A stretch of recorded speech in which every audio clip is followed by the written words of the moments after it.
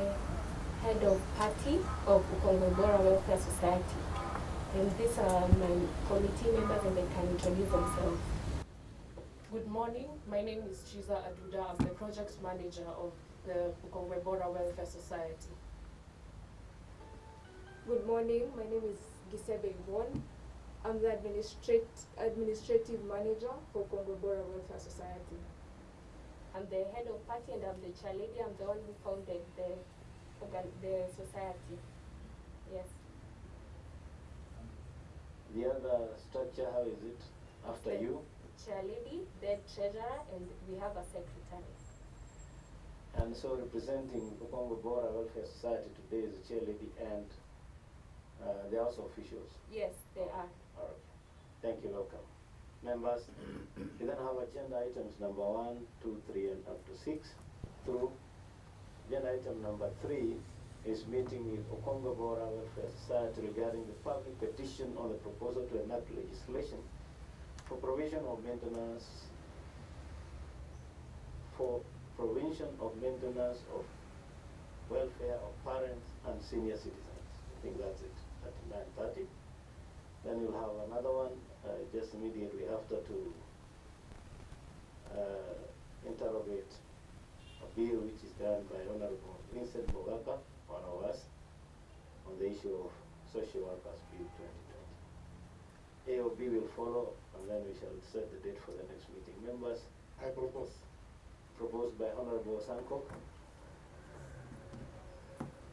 Thank you, Chair. I second. seconded by Honorable Bishop. So we will then, because I think we started late by 30 minutes, we will then give this chance to the representative of Ukongwe Bora Welfare Society. You will present. Yes. After that, then we shall interact. Okay. And we shall tell you what else that the committee would either require from you or how the roadmap will be towards the next steps. Thank you. This is your chance. With us for a long time, and we have been doing this work of helping the elderly since our days in Alliance Girls High School. And when we finished school in 2019, we wanted a platform under which we would continue the work of caring and comforting our senior citizens. And that is when we registered the Ukongwe Bora Welfare Society. Part of the programs we have had is drafting of the Maintenance and Welfare of Parents and Senior Citizens Bill 2020. After drafting the bill, we presented the bill to the clerk of the National Assembly through a letter dated 11 September 2020. Last week, I got an invitation also through a letter dated 5th November 2020, signed by Jeremiah Ndombi, inviting us to make this presentation. So the bill before you is divided into 7 chapters, whereby I have some copies with me. If you don't mind. Okay, Sergeant Atans, you can distribute. Just hold so that we can walk the journey together. Okay. It's basically highlighting on the short title, which is the Maintenance and Welfare of Parents and Senior Citizens Act 2020, the extent is on the Maintenance and Welfare of Parents and Senior Citizens. Application, it will be applied on parents, senior citizens, family members, and relatives. The chapter also gives definitions, and it has given the definitions of who is a family member, maintenance, minor, parent, and senior citizen. The Act also has an overriding effect which will not allow interference from any other written law, but its provisions shall be applied and interrupted as per this Act. We move to Chapter 2. The Chapter 2 is the Maintenance of Parents and Senior Citizens, and some of the highlights are: a senior citizen, including parents, who is unable to maintain himself from his own earning or out of the property owned by him, shall be entitled to make an application for maintenance from children or relatives. The maintenance is to ensure that the senior citizens lead a normal life. This applies to both the father and the mother. Any person who is in possession of a property of a senior citizen shall maintain such senior citizen. This applies relatively to the proportion of that inheritance. The second one is the application for maintenance. Application for maintenance may be made by a senior citizen or a parent. Where the senior citizen is unable to make that application, then the area chief, the assistant chief, the chairman of Nyumba Kumi or any other organization can make that on his or her behalf. There is an interim maintenance before the case is heard and determined. Also, they will hold an inquiry to determine the amount of maintenance, and the tribunal shall give all parties a chance to be heard. The hearing shall take 90 days to be completed. The 90 days may be extended for a further 30 days. The allowance for maintenance and expense shall be payable from the date of the order or from the date of the application, as the tribunal may decide. If I may just guide, Yes. just give us the provisions and then the details we can follow later. Okay, okay. Like the procedure after how many days, that we can follow. Just give us the provisions of each one of the sections. Sure. Then the details we can check as we write the report. Okay. Yeah. So, in chapter 2, the maintenance of parents and senior citizens, it is also talking about the establishment of maintenance tribunal.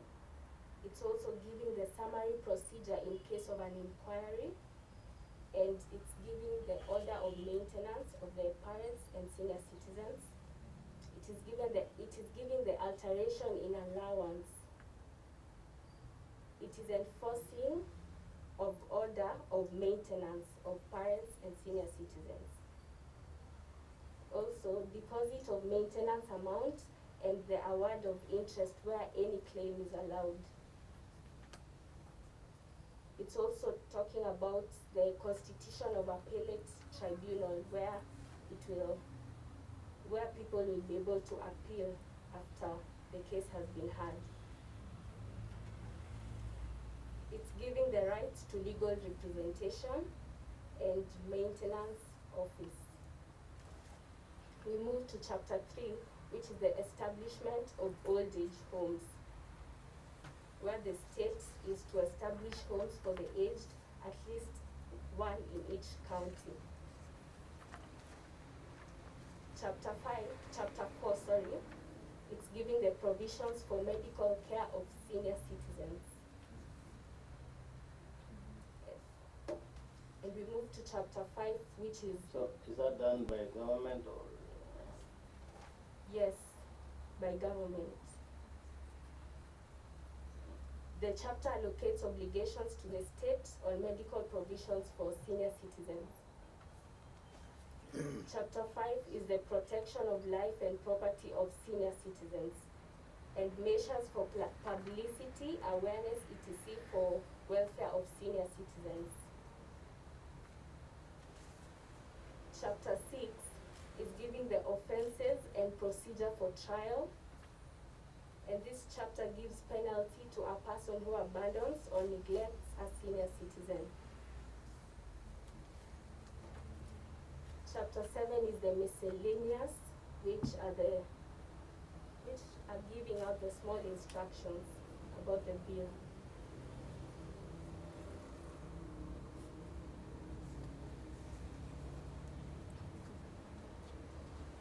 And also, so the bill is from chapter 1 to chapter 7, and that is all for the bill. So maybe if you have any questions. No, just interaction. It's not Okay. Okay. we are not interrogating you. Okay. We just wanted to have a follow-up framework of what it is, so that the details we can pick from the document you're given. Yeah. I am interested to know, from the way you crafted this, is it the case that relatives to be contributing for welfare and upkeep of old persons? or is it government, or is it both? Okay, so this bill is giving effect to Article 57D of the Constitution, which states that the state and the family are given the same obligation towards the senior citizens. So this bill is talking about how the government and the family will take care of the senior citizens. It's both the family and the government. So this is Article 57D D of the the Constitution. Constitution. I'm looking for it.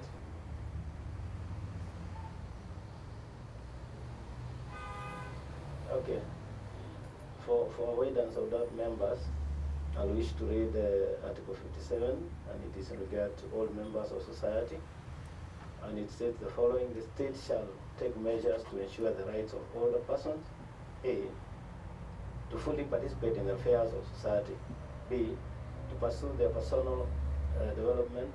C, to live in dignity and respect and be free from abuse. And D, which is now being referred to receive reasonable care and assistance from their family and the state. Right? Yes. Okay. So I think that is well presented, unless there's anything else you want to add from your side.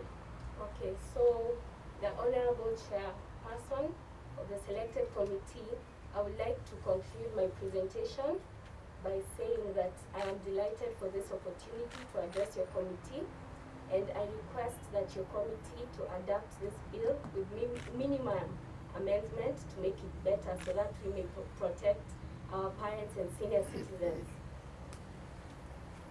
I request that the bill will be processed through Parliament with maximum speed in order to protect our senior citizens. Since recently I visited Malindi and I was able to cover some stories of the elderly people and the challenges and threats they are going through. In Kilifi County, so many elderly people are being killed in claims that they're practicing witchcraft. So people are taking that opportunity and killing very many elderly people. This week on Monday, I received a call and I was told that 2 elderly men were killed last week in Malindi, Kakuyuni, Malindi. So one was killed on Tuesday and the other one was killed on Thursday. And both of them were chopped off their head, and one of them, the head was thrown on the main road and the body was left in the house. And the other one, they ran away with the head of the elderly man and the body was left in the house. So these are the things that are happening to the elderly people. They're really living in fear that I might be next. My family will turn against me and say that I am practicing witchcraft and come to kill me because I cannot do anything about it. And these young people who are killing the elderly are running free because they've killed them and not any one of them has been prosecuted. So these elderly people are really facing a lot of challenges, and we need to do it, to start doing something about this.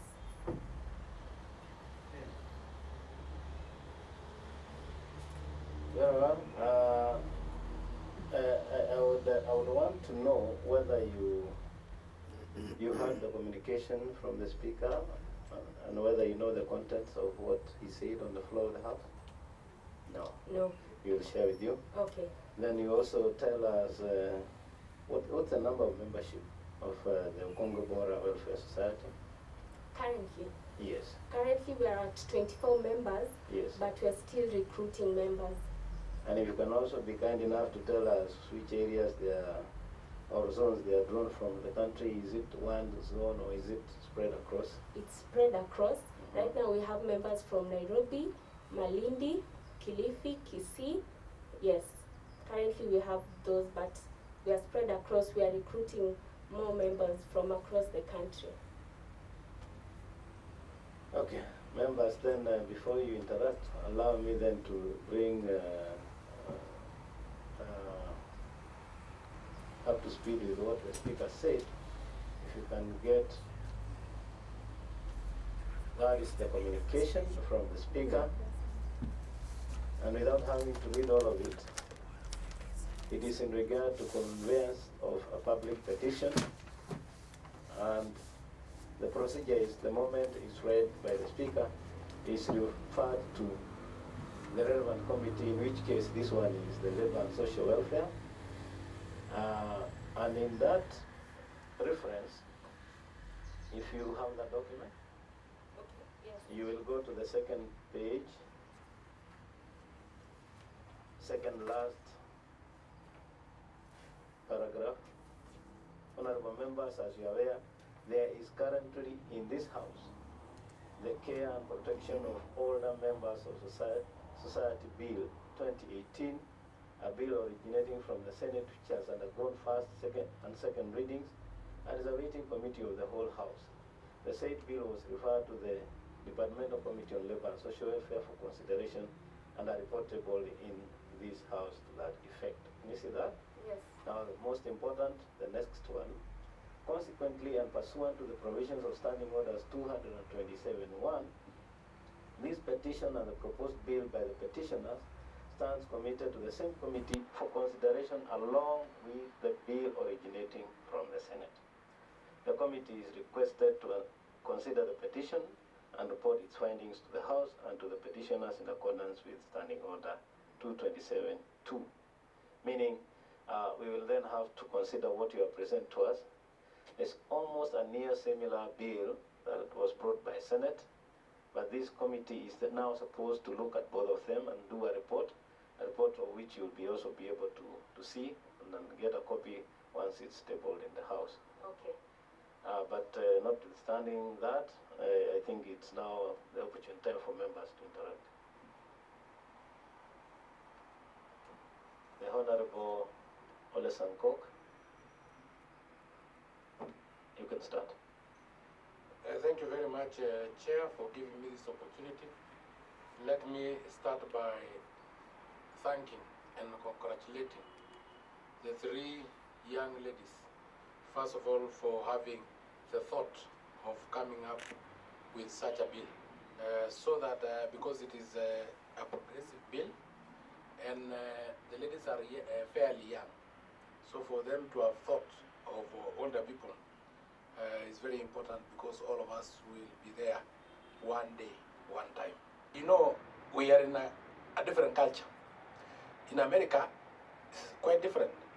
Two people have one child. Here, one man have 50, 200 children. So where do we now place this issue of caring? And again, you talked of old men being killed. Are we really reducing the possibility of them being killed or increasing by forcing their children to take care of them? So hence they will be burdened. So I have to get rid of this burden. The burden that the government is actually forcing me through law. And there is offenses that they will commit for not taking care, meaning they can be jailed. So if I am being jailed because of an old man who is at home, what will I do? Get away with him so that I will be safer. I think they were safer in terms of killing. When the government has not forced, it will have been voluntary, taken care of. And lastly, Chairman, we are breaking our traditional fabrics. And that is a recipe for chaos. Where do we place our cultures and tradition in our education system? Because, Chair, I think we should also consult with the education committee so that we know, because we are a cultural country, and when we immediately break our culture and tradition, it may be, and that is what is happening, why people are being killed. Because we are trying to be westernized rather than being civilized within our respective culture. You saw yesterday Ledama coming with the attire. Because why should I be forced to wear a suit? But when I put on my traditional attire, it becomes a problem. And I'm in Kenya, I'm not in America. So, for instance, let me ask you, Chair, because I'm finishing. What is the importance of a doctor or an engineer studying the parts of an insect? Because that's what we do in our schools. We use a lot of our time doing a lot of things. Like who saw the first Mount Kenya? What will that be important for an accountant? What is the importance of home science for a pilot? So why don't you also consult with the Committee on Education so that we know how we can integrate our cultural teaching in our education system, so that there's that culture of responsibility, so that I take care of my parents, not because I'm being coerced, not because I will be forced, but because I love them. Okay. Let me get like this. In simple terms, to let you know that in this bill, because I'm looking for the word family member, which is in definitions, includes a son, a daughter, a grandson, and a granddaughter, but does not include a minor. So the moment all those become grown-ups, and in the definition of a minor, I think we will get it somewhere. The moment those ones are not minor, then they are supposed to be responsible. Is that correct? Yes. Yeah. So now walk us the journey. How you woke up one day and you dreamt of this thing and then you started. Just walk us the journey, and you can help each other, because I know you have shared. Yeah. You have shared as leadership. As also you tackled the issue of gender parity. Okay, it's unfortunate that we didn't have any men here, but we have them in our officials. Also, I was in Alliance Girls High School and I entered Form 1 and I joined a club. It's called Social Welfare Society. It's a club that we give back to the community basically. So we visit the elderly people at Togoto Home for the Aged every Sunday. So after Form 1, I used to do that. We were also, everyone of us were in that club, and we used to visit the elderly people. So when I reached Form 3, I was elected as the chairlady of the club. So it was my duty to organize these visits and to do all these donations for these elderly people. As we were going there, I identified a gap, and I saw that these elderly people are not that happy, and they have, why are they here? Why are they not at their homes? So I decided to ask them. When I interact with them, I ask them, and most of them were telling me that they're here because their children abandoned them. And I felt sad. I felt really bad that the children are really looked out for, women are really looked out for, but people tend to forget the elderly people. So when we finished high school last year, a thought came to me that I really need to help these elderly people, because I developed a passion when visiting them every Sunday at Togoto. So I decided to register this welfare society. And in March, when COVID came and the government put restrictions for us to visit these elderly people, I thought of another idea of how can I help these elderly people, and that is how the bill came about. And I researched, and so I consulted with some lawyers, and both Yvonne and Teresa are doing law, so they helped me with drafting the bill, and we came with this bill, and this is how it came about.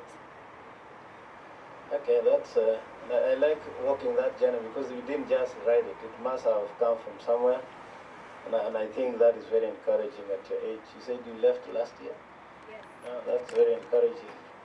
Now you want to address. I heard you about the gender parity. Only that it's very sensitive here. You can see we are almost going home because of not having 2/3.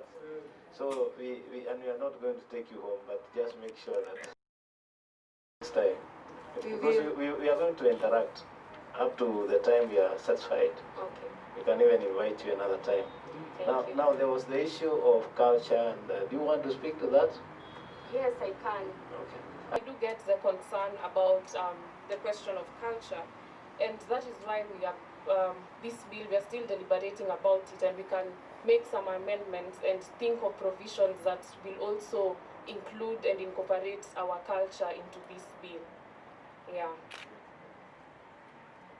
Something that is also good to note is that when we went to Malindi, we were able to associate with people from the Malindi District Cultural Association. It's a group called MADCA. And basically what they do, because of everything that is going on, they have campaigns where they talk to young people and they tell them the importance of this elderly to their community. So I think something like that is important when it comes to a place like Malindi, where a lot of people have been killed, and there's actually a district cultural association that is able to teach people the importance of the elderly in the society. So if that was able to also happen in places like Nairobi and Kisiba, people could have cultural associations that could also be able to teach them the importance of the elderly in the society to be important also. What were the main reasons for the killings? Mostly first of all, the young people in Malindi don't want to study enough. So when they get to an age, they want to buy a motorcycle, start a small business, a motorcycle, and what they do, they want the land of their parents. So basically they start wanaanza kusingizia hao wazee kwa ati wao ni wachawi. So that now when they're killed, they can get the land as inheritance, and after they sell them, they can get their small business and keep living. You know why I asked that? Because I heard where Honorable Sankoko was coming from, that indeed when you place responsibility on these irresponsible youth in Malindi, not everybody, the ones who are irresponsible only, then it will even be an accelerator towards killing, so that they then, whatever they get from their motorcycle does not by force or by law go to maintain the very people they want to kill. So it might just, and I think that's what he was alluding to, but you will look around and see how you can adjust that one. Members, I saw one hand up. Was it Sophia? Yes. Okay. First of all, I want to thank you for the proposal of on how to take care of our elderly people. It's very important. I just want to share my experience. I've been out of the country, and in other countries, we have nursing home where we place elderly people, and they are being taken care of by the government. So in the nursing home, we have nurses and nursing assistants who are taking care of elderly people, cleaning their clothes, giving them baths, feeding them, those who cannot feed themselves, and dressing them in the morning. And when they are sick, they are being treated by the doctors or the nurses who are working in the nursing home. While you are doing your research, I don't know how many nursing homes you will find out in our country where we can be able to place elderly people who have nobody to take care of, to take care for them, or elderly people who have no health care insurance. They have no basic needs like some food. So there is a need for us to have a nursing home where we can be able to take care of our elderly people. So I don't know whether you find out any nursing home where we are placing our elderly people. Thank you so much for your proposal. It's very important. You are advocating for people who have no ability to advocate for themselves because of their age. Thank you. Chair, let me also join my colleagues to thank our babies, the three of them. Chair, what I wanted to know is... That is in reference to love, eh? So don't feel like you're too small. It's a motherly one. Yeah, thank you, Chair. Chair, what I wanted to know when the girls visited some areas in Malindi, and also those cultural groups that you said that you met with them, what did they tell you exactly? Although you have said that you want to earn their living, that when they kill their parents is when they inherit. Do they only kill the men, or they also kill their mothers? I was imagining, because as a parent, maybe I give birth only to daughters, but not sons. You mean those people are safe? Those ones who give birth to daughters only are safe on those areas, or what is it? Thank you. Yeah, maybe you can, if you have statistics, you don't have it, all right. Whether it's a young men or young men, boys and girls, or it was only the boys who are doing it in Malindi, but you will pick that together with the vice chair's concern. Mine is just to appreciate the effort that our young generation have taken. It's worth noting that what you are doing is so important, especially to our older parents.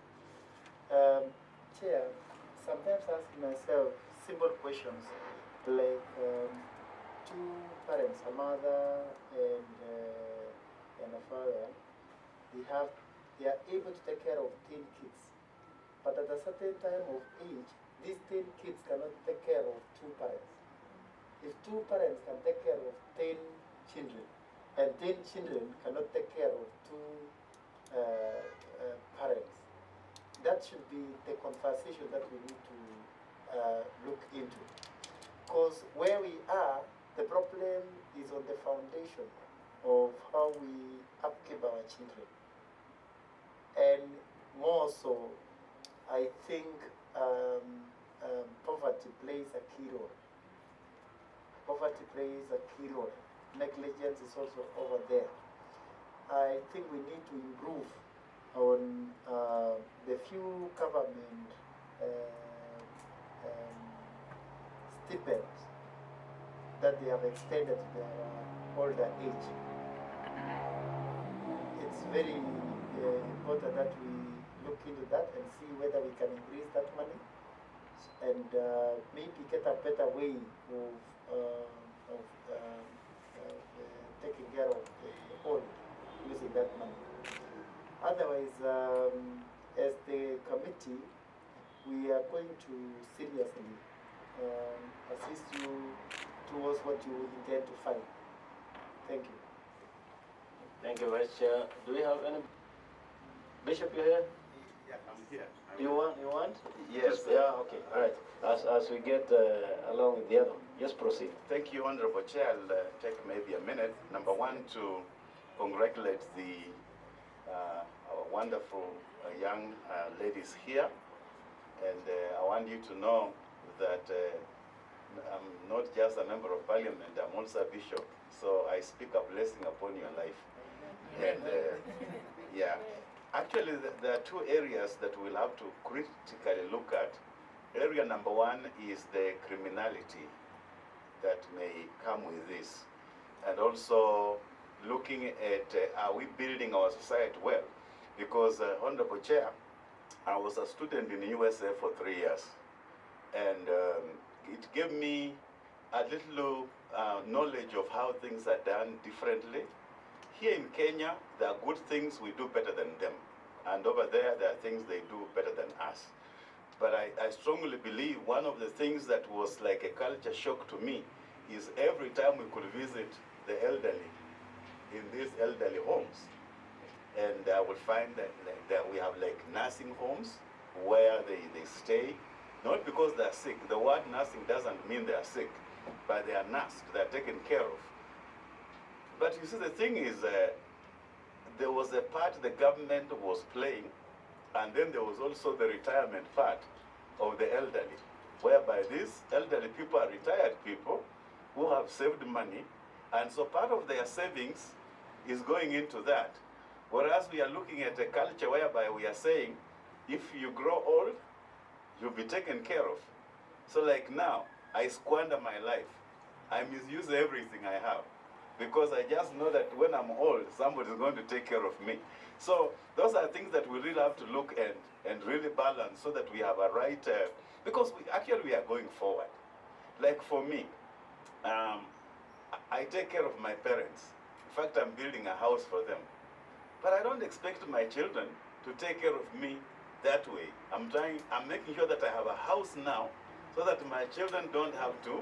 So we are becoming we are evolving as a society and becoming better every day. So as we enact rules, let us not put in laws just because we are late or we are latecomers on something, but where we are late, we can omit and move forward in a way that it doesn't jeopardize our culture, because we want to move away from this culture of tokenism and this culture of somebody owes you a living. We want to be good people whereby even as a grandparent, you, like in the US, grandparents, you find them even taking care of their grandchildren.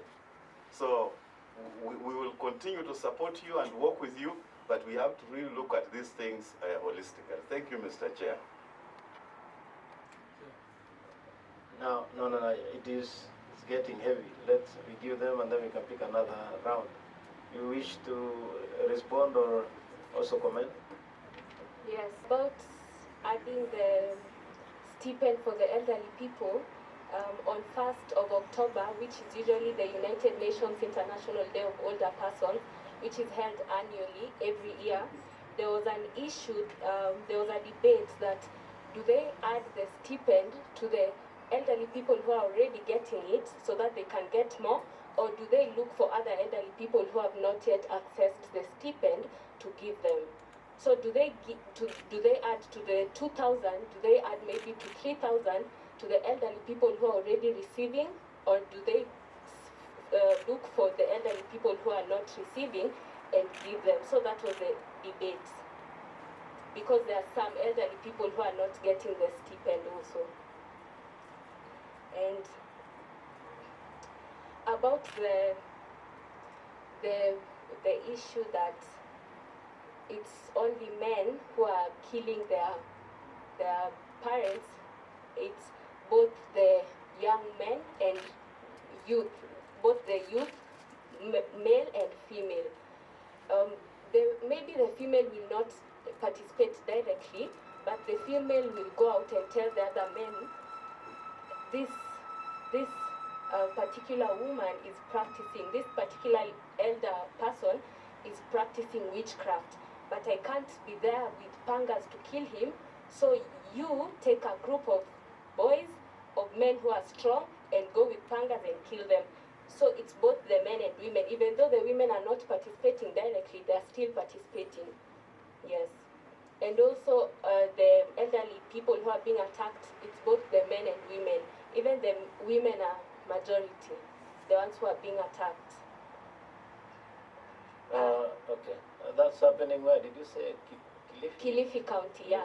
We visited 2 homes. One is Katilili Wamenza Rescue Center, and the other one is Kayagodoma Rescue Center. Kayagodoma is in Kilifi, and Mekatilili Wamenza is in Malindi.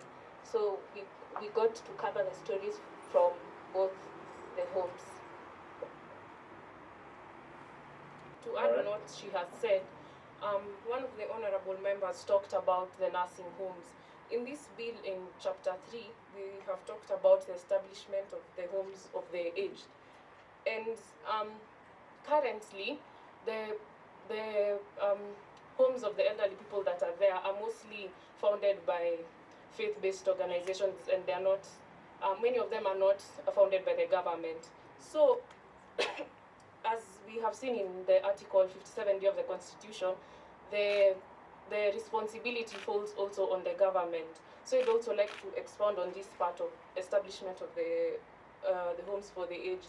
And also, the state of the current homes of the aged that are there, they are in a very sorry state. For example, the Thogoto home of the aged that we used to go to, we used to do activities like cleaning, we'd go and clean, and to be honest, sometimes we'd wonder whether, if we are not there, who cleans this place? Because the standards of hygiene are zero. How they're taken care of, the entertainment, zero. So also we have to look into that hygiene, medical care of the aged, even in those homes. And also the Mekatilili Wamenza home of the aged in Malindi, the elderly people were living in tents. So the homes are just in dilapidated state, and we have to also look at that. Yeah. As we wait for other interventions, I'm looking for those who are following us virtually. If you're following us virtually, please put up your hand. I'll be able to see from the screen. But even as we wait for that, I am interested in knowing, have you try to find out research on other comparable jurisdictions where this is happening well, and how it's happening. Maybe you can share. If you don't, probably you can check on it. Secondly, how do you go about recruiting the older persons? Now that you have 24 membership, how do you go about recruiting them, sensitizing them? What is their response when you approach them? What do you think are the challenges you face when you're trying to recruit them? Thank you very much, Chair. And once again, let me congratulate the young girls. I'm also a father of a daughter who is in second year doing engineering. And I will link you up so that you can work together. And just as the Bishop have said, as a parent, I will bless you because we are given that power by God to bless our children. You are like my daughters, and you are really going very far. Now, the culture of investment, that is what I am interested in because we should also teach them. As Bishop had said, if they know that they will be taken care of, are we eliminating the culture of saving in our society? If the law can compel either the government itself or their relatives, including even grandchildren, to take care of them, are we not taking away the culture of investment? Chair, you know, at the moment, I'm sure even you yourself, probably you have built homes or houses for your parents. Some of us have to build so many houses because our parents are polygamous, and each wife need the house. And even the mzee will need a house. I remember my father telling me he needed a house because he may marry again, and he's now at 75 years. So you met him. So really, this culture of investing will be better off than compelling. But it is you now to go and do more research. Thank you, Chair. This idea also, there was an MP of Tanzania who came up with this idea, and he went to he told the parliament that why do we take care of our children for so many years? We make sure they have studied, they have gone to school, and they're now independent, but then they forget us. You can stay even for a month without getting a phone call from your daughter, and yet this is someone you really took care of. You sacrificed a lot for this child. Also, there is something like this which was introduced in Eritrea. I haven't looked, someone mentioned it, but I haven't looked into it, but there's an act like this one in Eritrea for compelling children to take care of their parents. Also, to add on that, the thought of having this provision for compelling the children to take care of their parents just came from what one of the honorable members has said. How can two parents take care of 10 kids and 10 kids take care of two parents? So that is like our line of thought. Yeah. Okay, then in terms of approach, I asked about approach. How do you sensitize? What is the response? What are the challenges? Such. Yeah, you already have 24. How did you go? And what are the challenges? Because they'll ask, where do you think at your age you take my issues? You know, some of them would reason like that. But I think the thought is very good, by the way. But you can proceed and share with us. Yeah, in matter of recruitment, we get, if there is an elderly who would like to join the welfare society, it doesn't matter if they're having problems or if they're okay or if they're having problems, we accept everyone to join our association, and they're able to join it and contribute in whatever way they want. So to the 24 members that we got, most of them are elderlies that are going through something. Maybe one of them is, the one in Kisii is really old. How old is that, sir? 103. 103. So we were able to talk to her, we were able to tell her we have an association. We asked her if she wanted to join, and she said she's able to. So when it comes to sensitization, what we do as a welfare society, when it comes to the elderly people. We can't do much for now, but we had a campaign the other day, and what we were able to do is gather some clothes from people who wanted to donate clothes that they're not using, and we're able to take them, from their parents, and we're able to take them to Malindi to give the people who are there. We were also able to come up with some little donation that we bought some food and took to Thogoto, but that was before Corona started in February. Yeah, so also, we don't really face a lot of challenges recruiting these elderly people. I feel like the elderly people they are one of the kindest people, because when I approach them, I've not faced many challenges approaching them, but I approach them with a kind thought and explain to them slowly, because they tend not to understand easily, so I have to take time and explain to them what I do and how I came up with the idea, and share with them some programs that I have done. And also we have programs that we involve these elderly people. We have programs that we involve them with, programs that will help them even with their health. We help them to know which foods are best for them and how they can grow them. So they're really taking this in a positive way. Seeing young girls and boys advocating for them is really welcoming to them. So we don't really face many challenges recruiting these elderly people. I want to speak to the issue of culture of investment. Somebody's touched on it. That's debate. I just want to hear what you have to say. In as much as we know that people will want to invest, but what do you think about that culture where people will know they'll be taken care of either by the sons, daughters, granddaughters, or So on that, I second what Honorable Hamala said.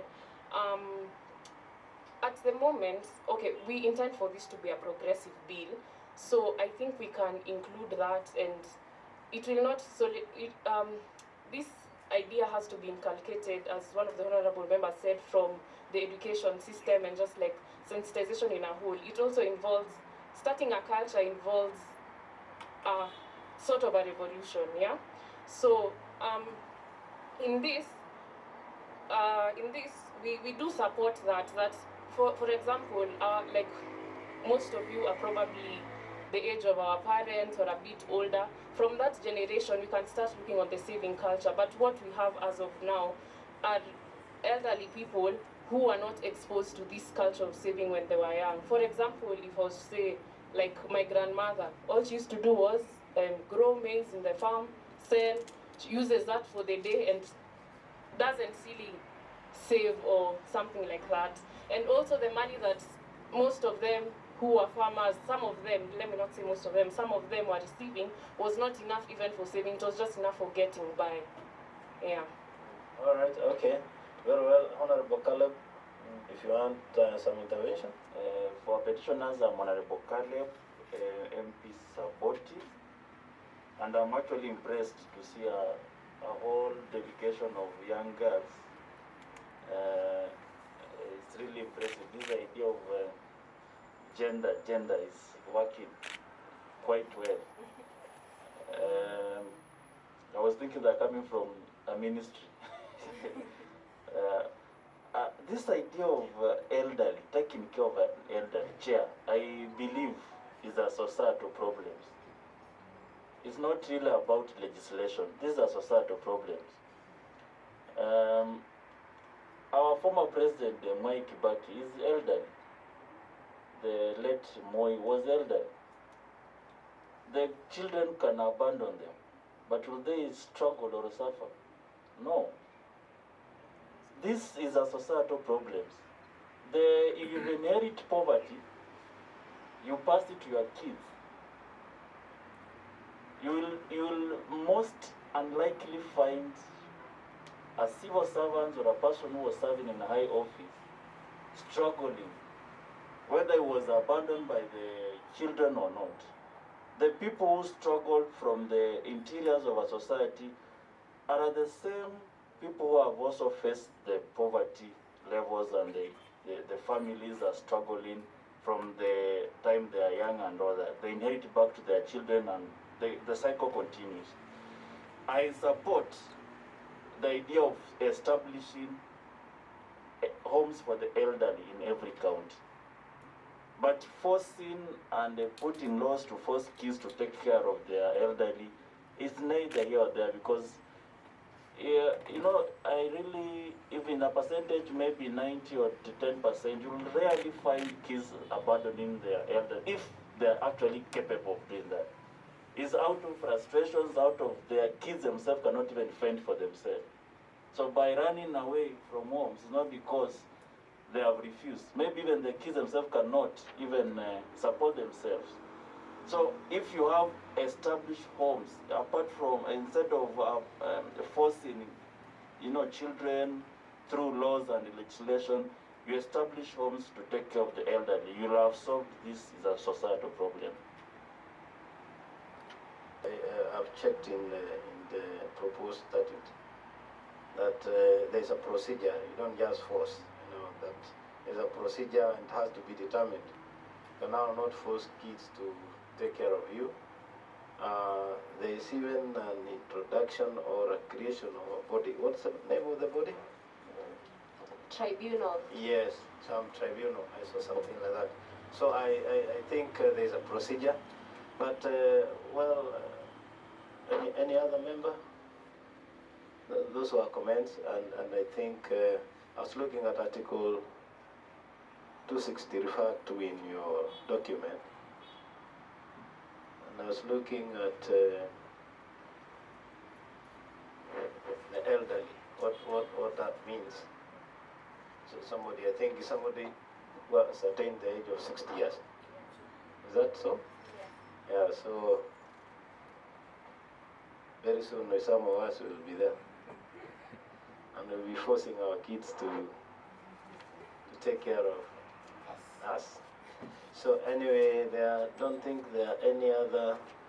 Maybe just one. All right, okay. About recruitment, Chair, because we have been told that you are going to recruit some more people into... What is the procedure of recruiting? Can I also be recruited? I know. Anyone above the age of 60 can be recruited. All right, so you don't have anybody who can recruit here. But we'll soon be there. What I'm worried about, and why I asked the procedure used, is that I wanted to see the methodology of sensitizing the people so that it doesn't become a welfare society of membership of people you know. Then if you're doing legislation for the entire country, then the entire country needs my old people in Limuru. We require to know, how will they know if they don't know the chairperson and the other officials? Because it looks like you have zeroed down on the areas you know. You have a strategy of letting the nation know that young as we are very proactive and we are defending the rights of the older persons in society, and this is the way we are doing it. Okay, in the counties that we have mentioned, it's because we were able to get people who were able to go and spread about Kongwe Bora Welfare Society. They were able to go and say that this society has drafted a bill for you, and we recruit them by getting their signatures and approval that they are willing to be members of Kongwe Bora Society, Welfare Society.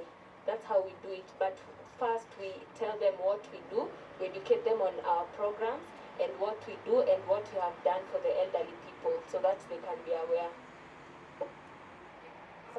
If I may add, in terms of becoming nationwide, we hope to be able to have more campaigns in other areas.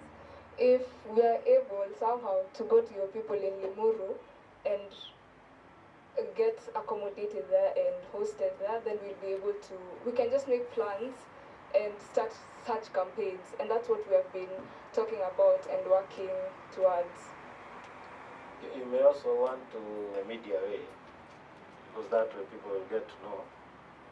So there is a lot of, there are many ways you can do it: social media, mainstream media, print, electronic, there are many. And And I know at your age you know most of the things that I don't know about media. But I'm only encouraging that you can get to touch or to give the information out there, pass the information to as many people as possible if you do media. It really does. And even as you think about that, Honorable Safia wants to ask a question, as you also tell me, where do you get, what's the source of funds for your activities?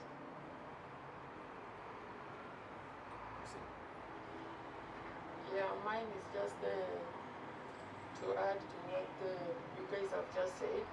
It is very important if people from every county will going to benefit, if elderly people from every county will going to benefit from your program. It is important also for you to have representatives from every county, the 47 counties, so that when you are recruiting elderly people, at least you have people from every county. And maybe you have 1-2 staff in every county, depending on your ability. Thank you. And I'll do the summary of what it is that we need to do. Proceed. Okay, I was about to tell you that our major challenge is funding. That's why we haven't been able to expand to other counties, because we don't have the funding to do so. But we get our funding from well-wishers for now, and our parents. So that has been where we've been getting our funding, which has not been enough to expand. But we have staff, we have people from from many counties. It's just that we get the challenge of funding, of visiting these counties and making awareness of this bill and the society.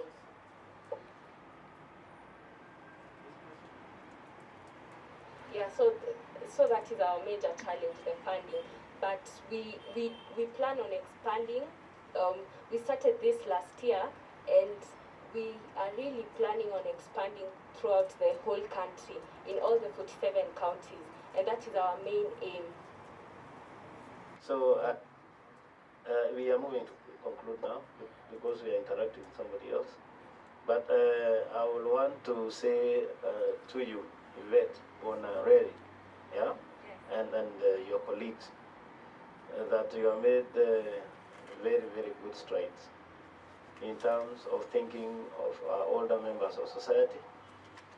And if you really want to know you have done it, you just have to look at the paper I gave you, and you see that Senate itself as a house had generated this bill of care and protection of older members of society. So it tells you there is concern generally, because you can see them, they are doing it, you are doing it. I'm sure probably you didn't know that it was done. Now, what members, I think, together with Yvette and team, need to do is, our secretariat, as we are talking, actually, they are now, as we were talking, and you see they are not talking, they were busy trying to compare the two bills. So what we'll do is that the bill from Senate, which is now going to committee of the whole House, that is where we initiate any amendment. Now we will look at what you have here against the provisions of what the Senate bill has, see which one we can pick, because this has been processed, first reading, second reading, and now going to committee of the whole House is making it better. And I think it's also important, Secretariat, if we can have you get a copy of the one from Senate, because it's not a secret. We do our work openly, so that you can also look at it in terms of how it relates to yours, and you can still make further submission.